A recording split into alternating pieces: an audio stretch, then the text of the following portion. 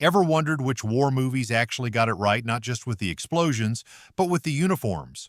Hollywood loves accuracy until it gets in the way of a good shot, yet some films went the extra mile, sewing, stitching, and staining every button to match the real thing.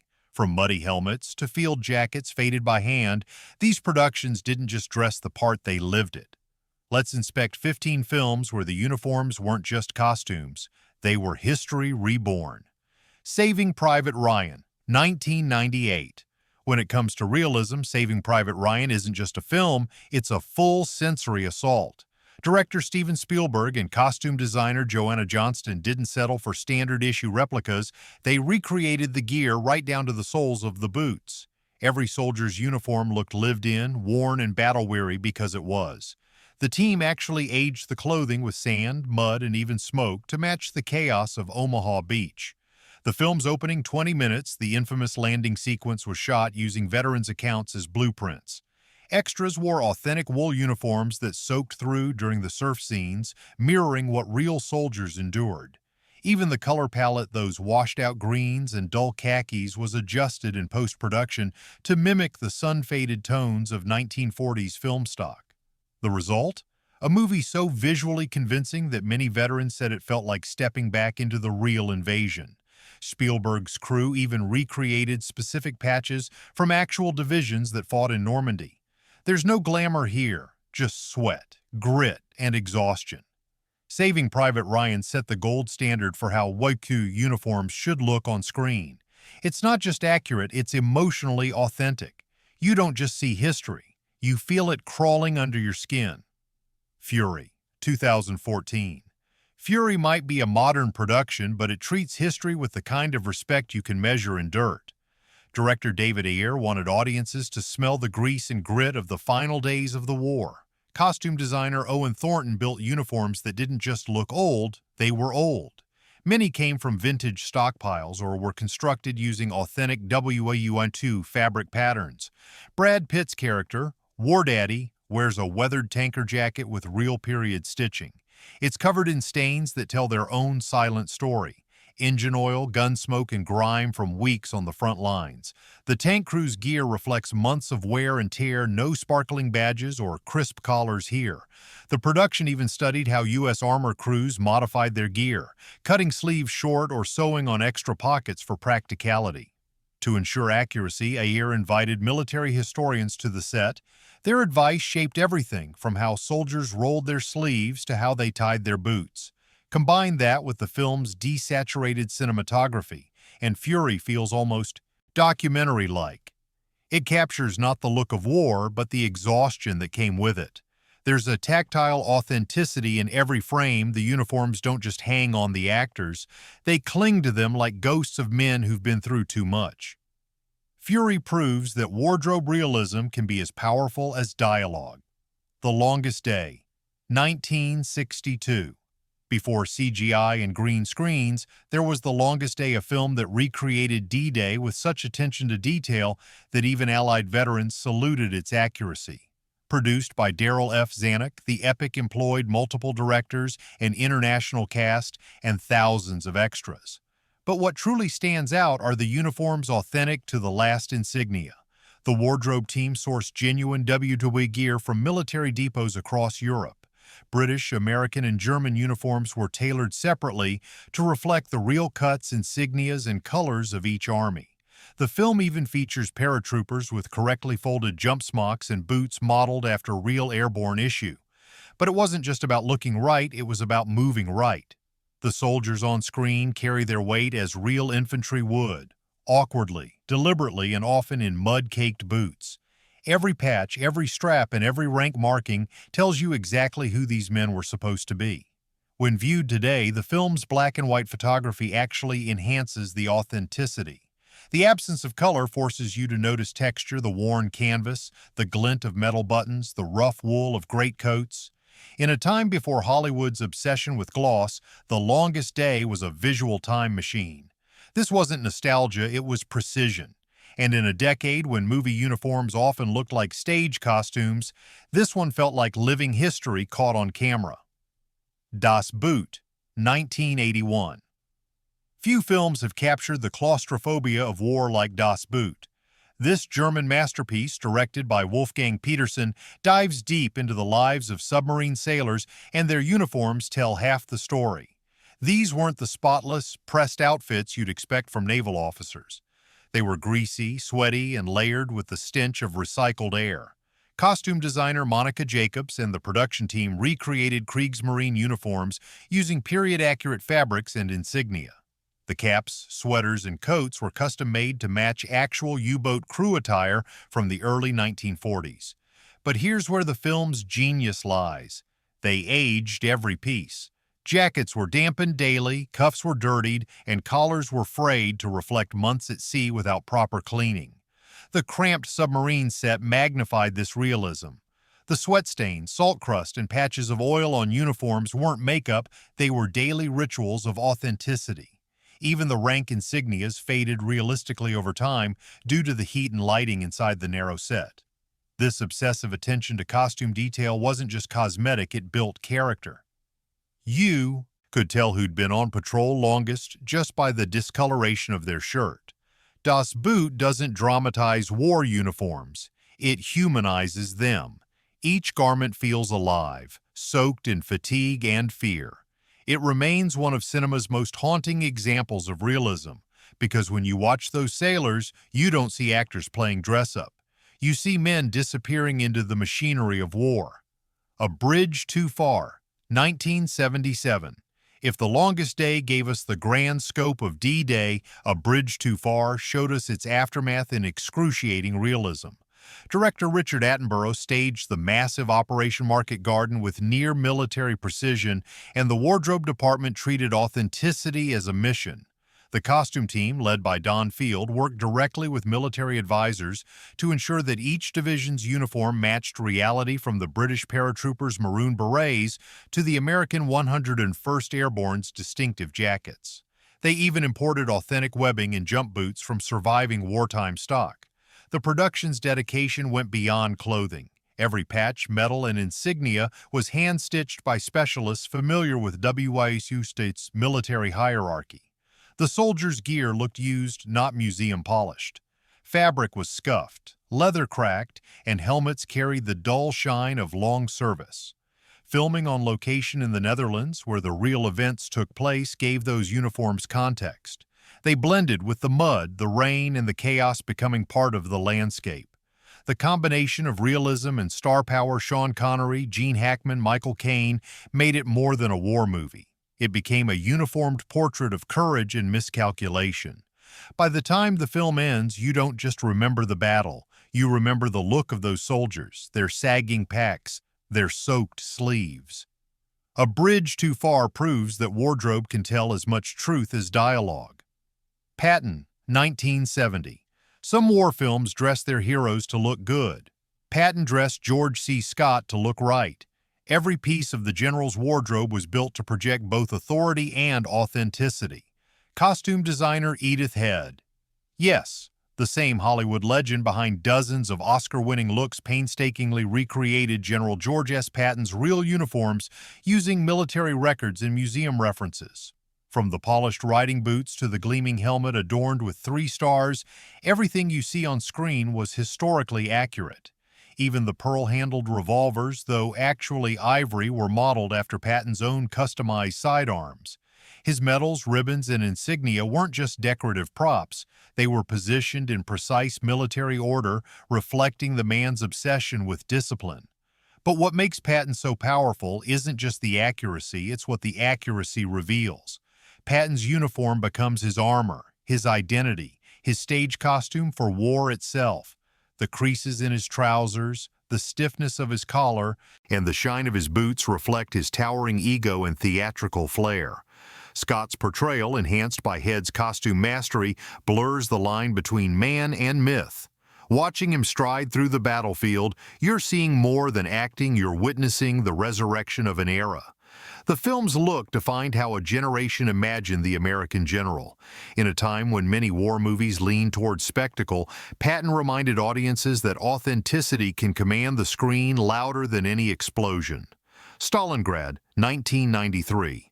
Stalingrad is a film that feels like a fever dream, cold, brutal, and heartbreakingly human. Shot from the German soldier's perspective, it captures the Eastern Front with merciless precision.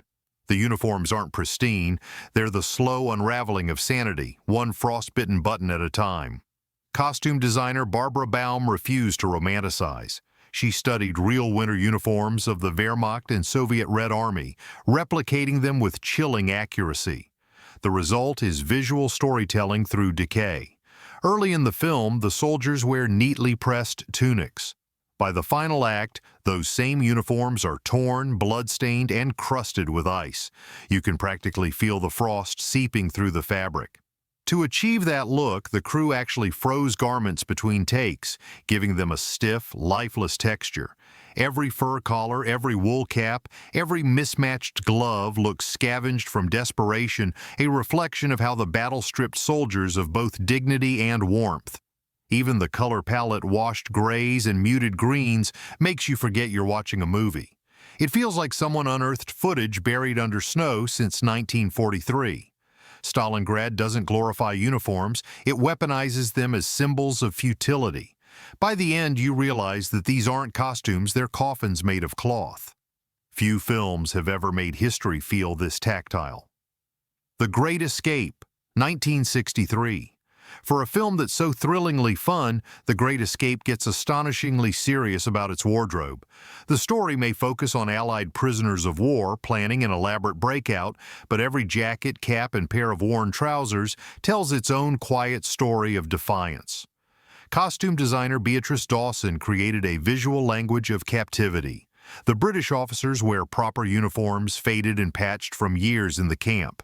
The Americans sport looser, rougher fits in intentional contrast to highlight personality differences. The Germans, meanwhile, appear crisp and rigid, their uniforms a cage of authority. What's remarkable is how the film's accuracy adds authenticity without shouting about it. The POW's clothing gradually changes throughout the story. As they dig tunnels and scheme their escape, sleeves get dirtier, collars fray, and buttons disappear. Even Steve McQueen's iconic flight jacket is based on real U.S. Army Air Corps models rebuilt using original wartime materials. The film's tone might be adventurous, but its respect for detail grounds it. Viewers might not consciously notice how true the uniforms are, yet that accuracy makes the story believable. The illusion works because nothing looks like a movie costume, everything looks earned. Behind the charm and the whistling theme lies a quiet realism. The Great Escape reminds us that even in captivity, discipline and dignity can survive, thread by thread. Valkyrie, 2008. Tom Cruise in a Nazi uniform might sound like Hollywood's wildest gamble, but Valkyrie is surprisingly one of the most visually faithful WWII films ever made.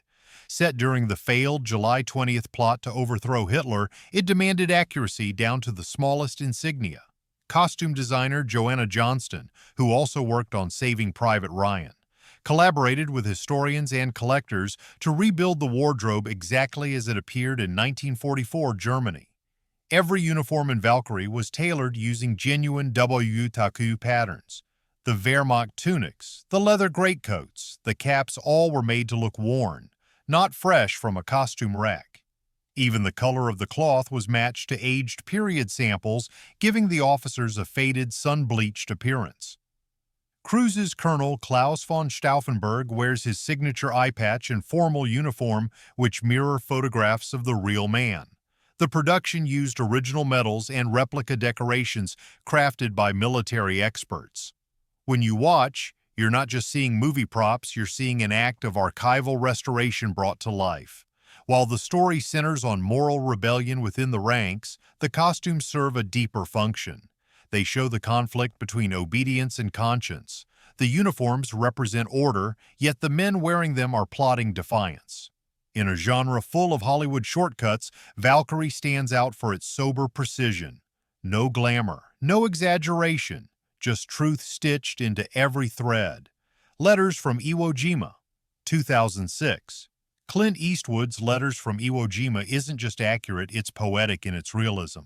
Told from the Japanese perspective, it brings a level of cultural and visual fidelity rarely seen in Western war films.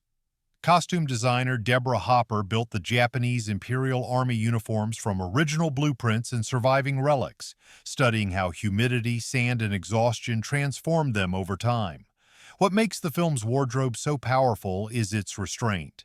The soldiers' khaki tunics and canvas caps are simple, almost understated.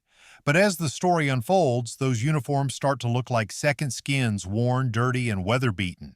The film's muted tones and natural lighting enhance this sense of weariness, turning each frame into a moving photograph of endurance. To ensure realism, Eastwood's team consulted historians in Japan and even recreated the distinctive footwear, belts, and rank insignia using traditional methods.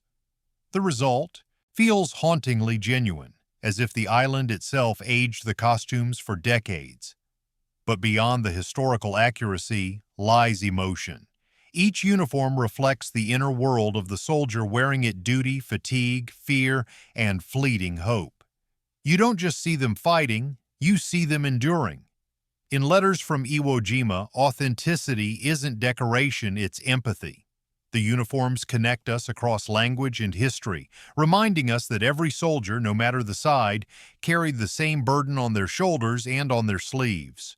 Sink the Bismarck. 1960. Before computer effects or blockbuster spectacle, Sink the Bismarck delivered tension through precision, and that included the uniforms. This British war drama chronicles the pursuit of Germany's most feared battleship, but it's the accuracy of naval attire that truly anchors the story in reality. Costume designer Elizabeth Haffenden, who had a reputation for historical fidelity, worked closely with the Royal Navy to ensure every officer's cap, badge, and button matched wartime standards. The film's realism is remarkable for its era. Instead of crisp, movie-perfect sailors, Sink the Bismarck gives us men who look like they've been at sea for weeks, rumpled uniforms, salt-stained collars, and coats dulled by mist. Even the insignias were hand-embroidered to mirror Royal Navy specifications from the early 1940s. The German crews received equal care, with leather greatcoats and caps based on Kriegsmarine archives. Director Louis Gilbert filmed inside actual naval command centers, blending authentic equipment with the costumes to create a sense of documentary-style realism. The uniforms don't just frame the characters, they define their discipline. Each gold stripe, each shoulder board becomes a visual code of rank, respect, and exhaustion. When you watch Sink the Bismarck, you realize it's not just a war movie, it's a reconstruction. It captures the look of service rather than the myth of heroism. The uniforms, like the men wearing them, carry the burden of precision. Nothing flashy, nothing exaggerated, just honest history told through cloth and courage. Enemy at the Gates, 2001. Few films show the Eastern Front with such sweeping beauty and dreadful realism as Enemy at the Gates. Set during the Battle of Stalingrad, it follows Soviet sniper Vasily Zaitsev, played by Jude Law, but what truly grounds the chaos is the wardrobe. Costume designer Anna Shepard, who also worked on Schindler's List, was obsessed with authenticity. She consulted Russian museums, veterans, and historical photographs to recreate Soviet uniforms right down to the thread. The result is stunning. The Red Army coats are heavy, rough, and weathered, made from authentic wool blends. Soldiers wear mismatched gloves, worn-out boots, and hand-sewn patches that look scavenged from fallen comrades. Even the sweat-stained collars and mud-caked trousers reflect the freezing, desperate conditions of 1942. Shepard also ensured the German uniforms were equally faithful, rigid, sleek, and oppressive in their perfection. This contrast between the Soviet struggle and German precision becomes a silent metaphor throughout the film. Every coat, cap, and scarf tells a story of resourcefulness versus rigidity. The attention to detail extends to how actors moved. Soldiers were trained to adjust belts, roll sleeves, and handle gear exactly as their real counterparts did. There's no glamour here, only exhaustion. The clothing itself seems to wilt under the weight of war. In Enemy at the Gates, uniforms aren't background, they're emotional architecture. You feel the cold in the stitches and the fear in every frayed edge. It's costume design as storytelling, and it hits its target dead on. The Pacific, 2010. Though technically a miniseries, The Pacific earns its place among the best for its obsessive dedication to uniform accuracy. Produced by Tom Hanks and Steven Spielberg, it's the companion to Band of Brothers, but with even more grit, humidity, and heartbreak. The wardrobe team recreated United States Marine Corps gear from the ground up using original patterns from the 1940s and sourcing vintage fabrics for authenticity. Each uniform tells a story of transformation. In the early episodes, Marines arrive in fresh khaki shirts and clean gear. By the time they reach Peleliu and Okinawa, those same uniforms are shredded, sweat-soaked, and darkened by grime. Costume designer Penny Rose didn't just make them look old, she made them live old. The crew actually aged every piece through sandblasting, washing, and sun exposure to mimic tropical wear. What's more, the extras were trained in how to wear the gear, properly rolled sleeves, ammunition belts, and period-correct helmet straps. Japanese uniforms were treated with the same respect, reconstructed using museum artifacts and authentic dye colors. The Pacific's realism makes every episode feel like a documentary trapped inside a drama. You can almost smell the salt and gunpowder through the fabric. The soldiers' faded insignias and battle-worn boots tell stories long before the dialogue does. In a genre filled with cinematic exaggeration, the Pacific keeps it brutally human. Its uniforms don't shout, they whisper of heat, fear, and courage under impossible skies. Midway, 2019. When Roland Emmerich, best known for sci-fi spectacle, decided to direct Midway, history buffs were skeptical. But to everyone's surprise, it became one of the most visually authentic WWII naval films ever made. Costume designer Bettina Daoust took the challenge personally, diving deep into U.S. Navy archives to replicate uniforms from the 1940s Pacific campaign. From white service caps to khaki flight suits, every garment was built using authentic materials and stitching patterns. Even the patches on pilots' jackets were hand-sewn copies of originals worn by real squadrons who fought in the Battle of Midway. The production also referenced colorized wartime photographs to capture the exact tone of sun-faded khaki. Actors didn't just wear these uniforms, they inhabited them. The wardrobe department studied how fabrics reacted to saltwater, sweat, and sun, then aged each costume with weathering tools. Naval historians were present on set to correct even the smallest detail, like how rank pins should face or how sailors tuck their shirts. It's a film where accuracy becomes its own special effect. The crisp whites, muted tans, and dark blues look stunning under the film's natural lighting, creating an authenticity that digital effects can't fake. Midway doesn't just pay homage to history, it wears it proudly. The uniforms here remind us that courage often comes in standard issue. Beach Red, 1967. Beach Red is one of those overlooked gems that gets war right in ways big-budget films often miss. Directed by Cornell Wilde, it tells a gritty story of a U.S. Marine assault in the Pacific. What sets it apart is how the uniforms reflect the psychological toll of combat, faded, shredded, and stripped of any sense of glory. The production filmed in the Philippines, where humidity and heat naturally aged the wardrobe. Costume designer Michael Travilla used authentic U.S. military surplus for most of the gear, including real M41 field jackets and period-correct boots. Instead of freshly pressed costumes, the team dunked the uniforms in seawater and mud before filming to achieve genuine wear. As the story unfolds, the uniforms become metaphors for survival. Early scenes show neat platoons marching in order. Later, the same men appear ragged, sleeves torn, belts missing, faces and fabric blending into the jungle. There's a haunting realism in those details, a reminder that war doesn't just scar people, it erases identities, one stitch at a time. What's striking about Beach Red is its restraint. It doesn't glorify, it observes. The tattered uniforms, the sweat-drenched shirts, the weary eyes, they all merge into a portrait of endurance. For a film made in the 1960s, it feels shockingly modern in its realism. If you've never seen it, this is one uniform inspection worth adding to your watch list. These 15 films didn't just tell war stories, they wore them. Each stitch, stain, and patch was a tribute to the people who lived through history's harshest lessons. In a world of flashy blockbusters, these movies remind us that the smallest details, the buttons, the boots, the fabric, can speak louder than dialogue. So, which one impressed you the most? Drop your thoughts below, hit that like button, and subscribe for more cinematic deep dives into forgotten realism.